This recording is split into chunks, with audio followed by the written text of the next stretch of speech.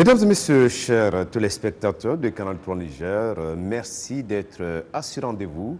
Ce rendez-vous de votre émission, l'entretien de la semaine. Notre invité cette semaine est un modèle de l'entrepreneuriat jeune au Niger. Monsieur Sanda Maïga Abdoulaye est directeur général de l'Institut pratique de santé publique, un institut privé, le tout premier au Niger. Monsieur Sanda Maïga Abdoulaye totalise aujourd'hui une expérience de 16 ans, expérience que nous voudrions bien partager avec vous ce soir.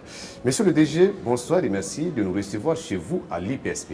Bonsoir, tout le plaisir est pour moi. Alors, monsieur le DG, première question de cet entretien, la culture de la qualité, la culture de l'excellence. Est-ce qu'aujourd'hui, au vu de 16 ans d'expérience dans le domaine de la formation des agents de santé au Niger, vous pouvez infirmer ou confirmer que la culture de la qualité, la culture de l'excellence est une réalité justement dans ce domaine? Mais écoutez, vous savez, au niveau de l'IPSP par exemple, nous avons été lauréats de plusieurs prix de qualité. Ce qui démontre que nous sommes dans un système de la culture et de culture de qualité. Pourquoi? Parce que pour nous, il ne s'agit pas de former pour former. Il s'agit de former des excellents. C'est pour ça que des étudiants redoublent chez nous. C'est pour ça que nous renvoyons les récalcitrants. Que ça soit payant, vous avez des étudiants. Non, ce n'est pas une question de payer. Même les écoles publiques aujourd'hui, on paye. Entre nous, parce que si les enseignants demandent 1000 francs, 2000, c'est payé. Enfin, c'est caché. Okay? Nous sommes là ouverts, nous sommes privés, mais nous pensons qu'il ne s'agit pas d'être privé pour prendre de l'argent. Il faut être honnête dans ce que tu fais. Il faut être rigoureux dans ce que tu fais, parce que ça paye un jour. Ce n'est pas l'argent que tu amasses tout de suite, mais la qualité de la formation se fait ressentir par les résultats que tu as, par la qualité des étudiants qui sortent, qui vont sur le terrain, et les parents d'élèves voient ce qui se passe en fait. Parce que nous, c'est ça notre souci. S'ils voient ce qui se passe, la formation de leurs élèves, comparée à ce qui se passe dans d'autres écoles, les résultats des autres écoles, donc je pense que la réalité est là. Et la culture de l'excellence est nécessaire, pourquoi? Parce que la preuve, nous sommes aujourd'hui candidats à la culture de la qualité, à la 5e édition des entreprises qui font de la qualité au Niger. Des entreprises nigériennes? Oui, nigériennes bien sûr. Parce que c'est la 5e édition en réalité. Nous ne savons même pas que cela existait quand ils nous ont envoyé une correspondance. Voilà, ils me disent qu'eux, ils courent même derrière les entreprises pour compétir. Qui ne veulent pas postuler? L'IPSP a dit non. Nous, tant qu'il y a une compétition, écrivez, sans nous poser des questions. Écrivez le nom de l'IPSP, on va compétir. Parce que nous pensons qu'en faisant des compétitions, tu t'améliores et tu finiras toujours par gagner. Je voulais vous poser cette question, monsieur le DG, parce qu'il y a certaines critiques, en tout cas, qui disent qu'il y a certaines écoles, surtout dans le domaine privé, qui postulent pour la formation des agents de santé, mais qui ne disposent pas des moyens de formation, qui ne disposent pas justement d'un encadrement adéquat dans ce domaine-ci. Alors, quelle réaction?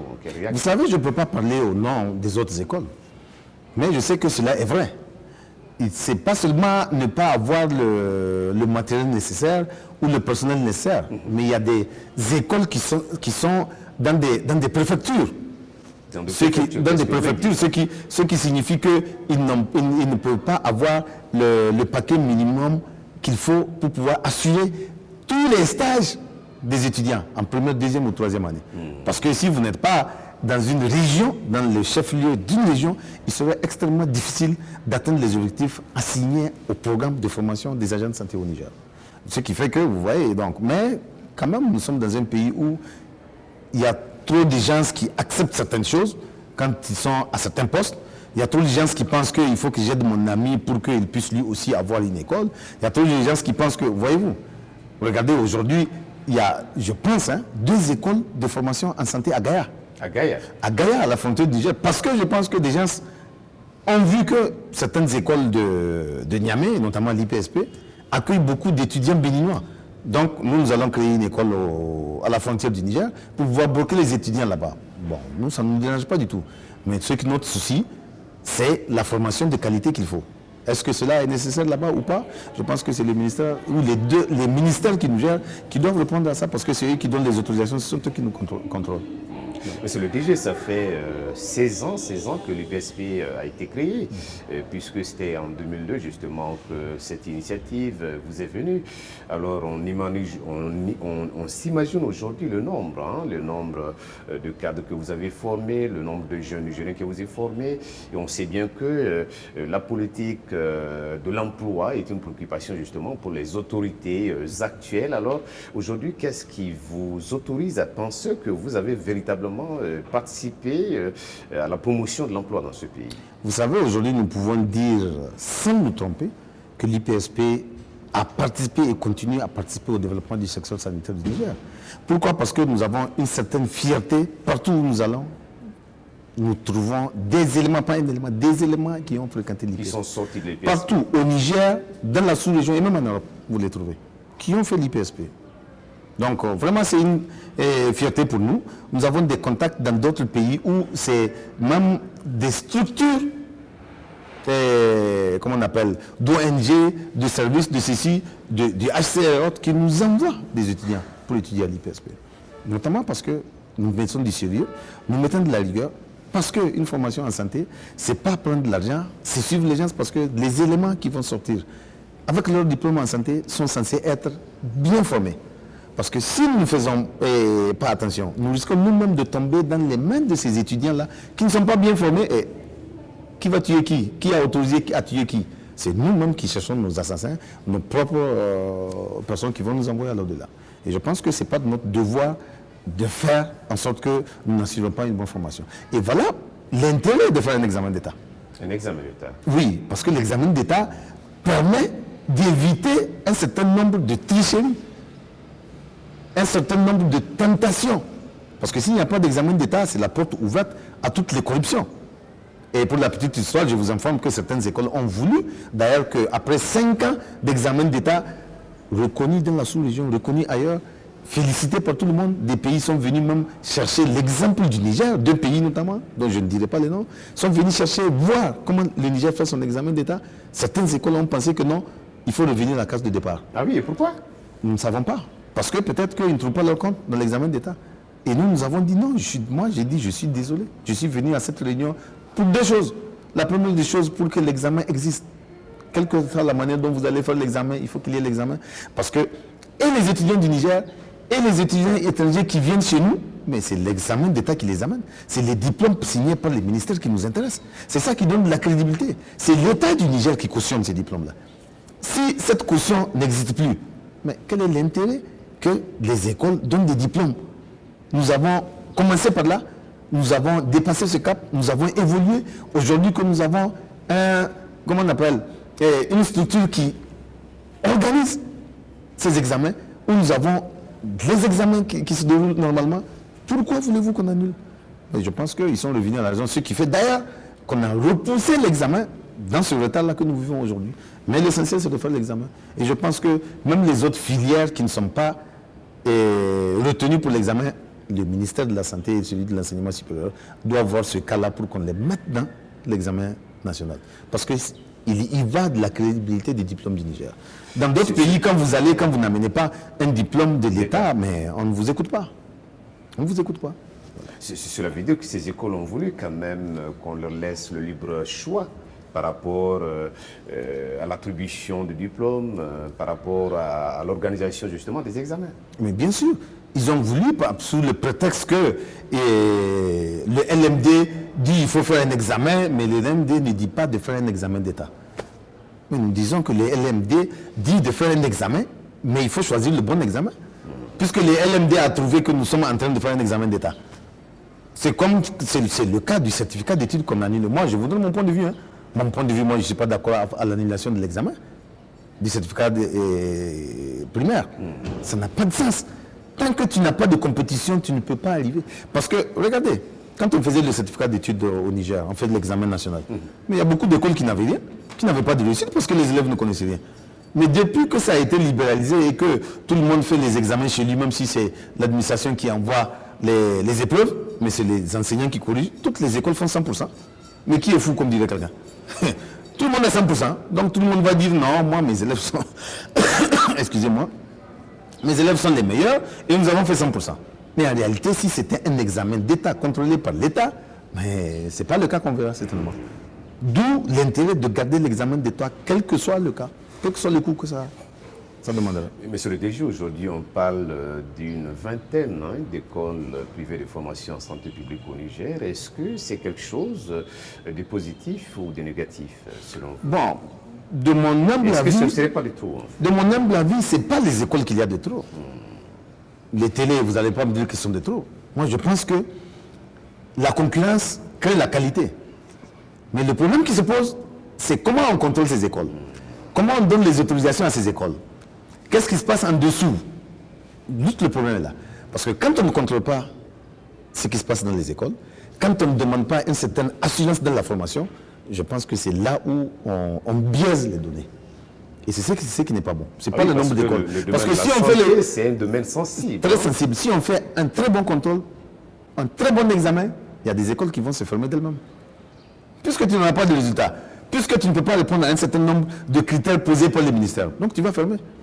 Mais aujourd'hui, l'IPSP, quand l'IPSP était né avant de naître, nous avons fait 2 ans ou presque 3 ans avant d'avoir une autorisation. On nous a créé tous les problèmes du monde dans les 2 ministères, là.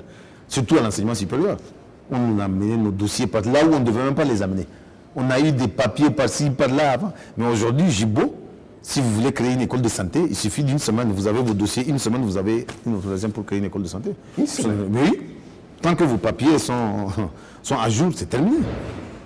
Nous avons l'impression que c'est comme si c'est exprès qu'on le fait, pour qu'on crée des problèmes à d'autres écoles. Mais qu'à cela ne tienne, nous n'avons vraiment aucun problème avec qui que ce soit, avec aucune école, avec aucun ministère. Mais nous avons des problèmes avec certaines manières de gérer nos écoles, certaines manières de faire des choix de certaines écoles et de laisser d'autres, certaines manières de faire, excusez-moi le terme, de faire de l'injustice entre les écoles. Ça, ce n'est pas normal. Nous avons toujours décrié ça. Mais certaines personnes du ministère de la Santé publique pensent que tout est possible, ils peuvent faire ce qu'ils veulent, mais moi, il faut qu'ils comprennent que... Quand vous parlez d'injustice, monsieur le DG, est-ce que vous avez un exemple concret à quoi vous faites allusion? Mais, monsieur Jibo, je vais vous donner un exemple concret. En 2010, il y a une école qui a ouvert une filière qu'on appelle diplôme préparatoire aux sciences de la santé. Ce qui n'a jamais existé dans nos écoles, qui jusqu'à aujourd'hui n'existe dans aucune école. Même les écoles de l'État ne connaissent pas ce diplôme. Dans aucun pays alentour, on ne connaît pas. Et qu'est-ce que cela veut dire? J'arrive. Oui. Cette formation, c'est quoi? C'est une formation bicéphale, en fait. Moitié terminale, moitié enseignement en santé. Ça veut dire, cette école a ouvert une filière où, pour ceux qui n'ont pas le bac, ils peuvent venir dans son école pour faire un an de cours. Cette école donne un relevé de notes pour prouver que l'élève a fait et qu'il a validé les matières autorisées. Et le service des équivalences du ministère de l'Enseignement supérieur, qui est au CG2, à l'université du CG2 là, donne une équivalence du bac.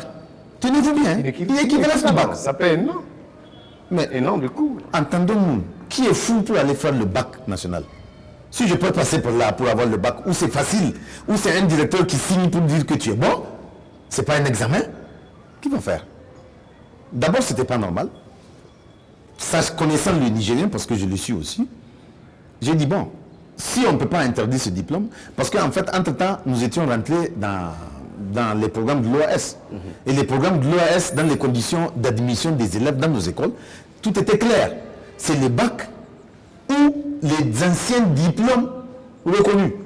Les anciens diplômes en santé, c'est quoi? Professionnel, c'est IC, ancien IDE, ancien sage-femme, ancien assistant social, ancien laborantin. C'est ça les anciens diplômes. Cela n'existe pas. Et le ministre de la Santé d'antan a fait un arrêté pour envoyer dans nos écoles. Nous avons les arrêtés. Et chose étonnante, je pense 2 ou 3 mois après, on nous fait encore de nouvelles arrêtés par rapport aux mêmes filières. Mais cette fois-ci, on a ajouté le bac, les diplômes professionnels, c'est-à-dire les anciens diplômes en santé, et ce nouveau diplôme-là, qui ne se trouve que dans une seule et unique école. L'équivalence. L'équivalence. Donc le diplôme préparatoire en santé. On l'a ajouté juste, c'est sur mesure qu'on a fait cet arrêté-là, pour cette école uniquement. Ce qui n'est pas légal. Et moi, responsable de l'IPSP, j'ai fait un dossier. Exprès, je n'ai aucune envie d'avoir cette autorisation. En fait, Mais je voulais mettre les gens le dos au mur. Et je les ai eus en fait.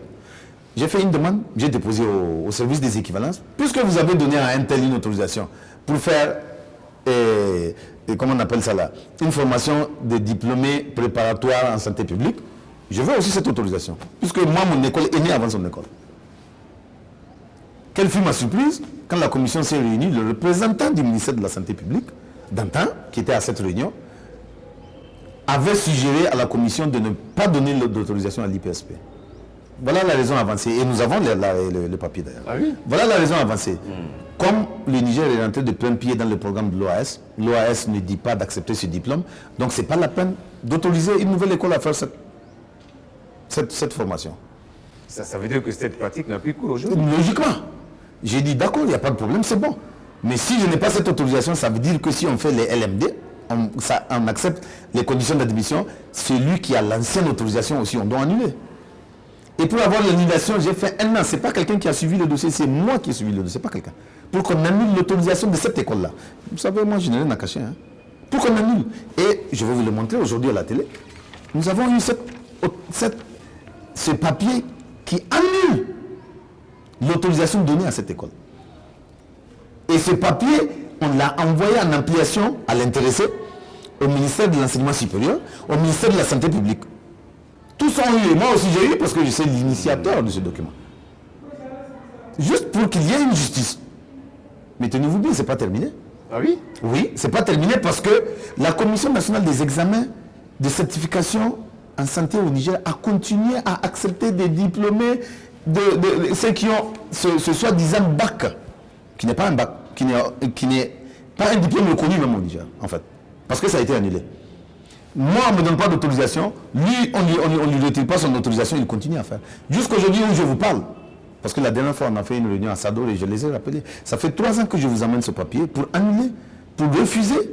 Vous avez refusé de faire, parce que c'est de connivence avec le secrétaire général du ministère de l'Enseignement supérieur qui est le responsable de la Commission nationale et la DRH.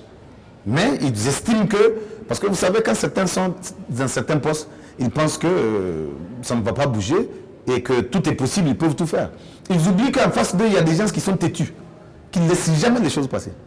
Parce que moi, quand j'ai raison, je ne laisse pas.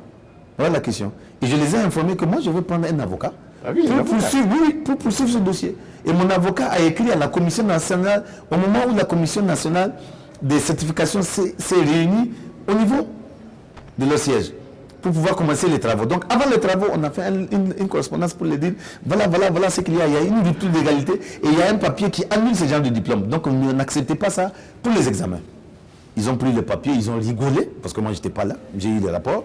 Ils ont rigolé, ils ont déposé, on va répondre à l'avocat de l'IPSP. Et il y a certains même qui disent, mais comment votre DG, il est à la Mecque et il porte plainte? Quelqu'un qui est à l'ACABA, mais c'est une question, l'ACABA demande la justice. C'est tout. Moi, je pense que c'est ça. Et j'ai décidé d'aller jusqu'au bout. Et j'irai jusqu'au bout. S'il faut aller devant toutes les juridictions du Niger, de la CEDEAO, de partout, j'irai jusqu'au bout, parce que moi, j'ai des papiers. On ne peut pas me refuser une autre. Mais si c'est le cas, pourquoi l'IPSP a été autorisé à exercer au Niger et on n'a pas dit, bon, puisqu'il y a une école qui a cette autorisation, on ne donne plus d'autorisation aux autres écoles. Vous venez de me dire qu'il y a plus d'une vingtaine d'écoles au Niger. Oui. Mais en quoi ça me dérange qu'il y ait d'autres écoles qui créent? Il n'y a aucun problème. Chacun doit faire le maximum pour être le meilleur, pour pouvoir s'imposer sur l'échiquier national et international. C'est terminé. Mais on ne peut pas refuser à quelqu'un une autorisation tout en gardant l'autorisation de quelqu'un d'autre. Ça, c'est impossible. Et pendant des années. Voilà le problème qui s'est posé. Donc, ce papier est là, je vous l'ai montré et vous avez bien vu. Voilà. Monsieur le DG, nous sommes à la veille de la rentrée, académique 2016-2017. Alors, est-ce qu'il y a quelque chose de particulier à votre niveau? Comment vous organisez justement par rapport à cette rentrée? Vous savez, nous, on est déjà rentrés, parce que nous rentrons à l'école au niveau de l'IPSP. Les anciens, je veux dire les 3e année et 2e année, rentrent depuis le 1er septembre. Ah oui, le 1er septembre. Le 1er septembre. C'est les nouveaux, c'est-à-dire ceux qui font les premières années, toutes sections confondues, qui rentrent le 1er, le 2 ou le 3. Mais cette année, nous avons repoussé ça jusqu'au 7, le vendredi prochain. Et cela, c'est pour une question d'organisation. Parce que les 3e années et autres doivent avoir des examens qui les attendent à la fin de l'année. Et nous ne voulons pas avoir des retards dans l'exécution du programme. Ce qui fait que nous prenons un mois.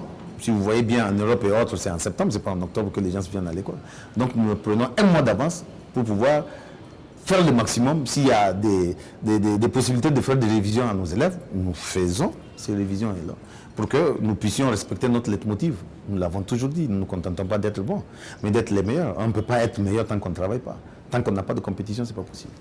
Voilà. Et là, est-ce que dans le cadre justement des filières, dans le cadre de votre programme, il y a quelque chose qui s'ajoute, qui fait la différence cette année? Mais la différence, c'est que nous entrons de plein pied dans nos masters. Voyez-vous, nous sommes la première école privée, mais nous sommes presque les derniers à intégrer les masters chez nous. Pourquoi? Parce que pour nous, il ne s'agit pas de faire pour faire, je vous l'ai déjà dit. On ne saute pas du coq à l'âne. Nous pensons que quand nous allons ouvrir une filière, c'est que nous sommes sûrs de ce que nous faisons. Et nous n'avons pas ouvert une panoplie de filières, non. Nous n'avons que 6 filières en master que nous avons ouvert depuis l'année passée, mais c'est cette année que nous allons améliorer tout ce qu'on a à faire. Et vous avez bien vu que nous sommes en travaux ici pour pouvoir mettre justement ces masters-là dans les conditions, vraiment des vraies conditions de travail. Et nous avons déjà commandé un certain nombre de matériels qui doivent être là pour que nous puissions toujours garder notre place de leader parmi les privés, parce que nous l'avons déjà. Voilà. Ah oui, pour revenir, vous l'aviez dit au départ, vous aviez quand même eu beaucoup de témoignages par rapport à votre qualité de faire, votre sérieux de travail. Alors, les critères de ces témoignages, qu'est-ce qu'on peut retenir? Mais écoutez, ce n'est pas nous qui choisissons qu'on nous donne des prix. Malgré que nous entendons, vous savez, les Nigériens, on n'accepte jamais que quelqu'un progresse. Mais qu'à cela ne tienne, nous pensons que ces structures qui donnent des témoignages de satisfaction, des prix de qualité et autres, se basent sur les résultats, parce qu'il y a des résultats au ministère de la Santé publique qu'on ne peut pas changer. Ah oui, au ministère, hein? Oui, parce qu'il y a des examens d'État depuis 5 ans. Je vous donne le cas d'Agadez, nous avons toujours été premiers à Agadez, nous avons toujours eu 100% à Agadez, depuis qu'on a commencé l'examen d'État. Et nous sommes la seule école à l'avoir à Agadez. Il y a 3 écoles à Agadez, nous sommes la seule école à Agadez à avoir 100%, 100%, 100% depuis 2011. À Maradi, nous n'avons pas eu 100%, mais depuis 2011, nous avons toujours été premiers dans les résultats. À Niamey de même, parmi les privés, nous sommes les premiers. Donc le problème ne se pose pas. Et je pense que ces résultats sont le socle sur lequel ceux qui donnent les prix se basent pour donner les prix. Mais aussi, par exemple, la 5e édition de la qualité dont je vous parlais, ils sont en dehors des fiches que nous avons remplies, et je suis bien d'accord avec eux, il ne s'agit pas de remplir les fiches, il faudrait qu'il y ait une équipe qui vienne regarder ce qui se passe. Parce que si c'est pour remplir des fiches, tout le monde est bon. Et ils sont venus ici, ils ont fait leur enquête, nous attendons les résultats. Même si nous ne passons pas, nous pensons que c'est déjà bon de compétir et qu'on nous dise les erreurs qu'il y a pour que nous les corrigions. Même si nous gagnons, nous pensons que nous ne sommes pas parfaits. Personne n'est parfait. Les observations, là, nous tiendrons compte de ces observations pour améliorer notre système d'enseignement, pour améliorer notre système d'organisation en vue et dans l'intérêt de nos étudiants actuels et de nos étudiants futurs. Parce que pour nous, c'est l'étudiant qui est devant. C'est la cerise sur le gâteau, c'est l'étudiant d'abord, le reste après. Si vous avez bien remarqué, nous nous battons toujours pour nos étudiants. Ça, c'est le leitmotiv de l'IPSP. Nous nous battons toujours pour nos étudiants. Et partout où nos étudiants vont, monsieur le DG, je suis là. Parce que sans ces étudiants, nous ne sommes pas là. Et ces étudiants ont des droits. Voilà comment ça se passe.